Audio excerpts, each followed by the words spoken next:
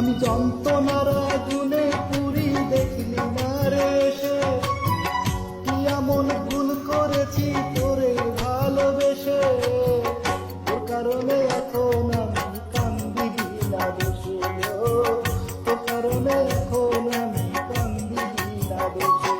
আমি যন্ত্রণার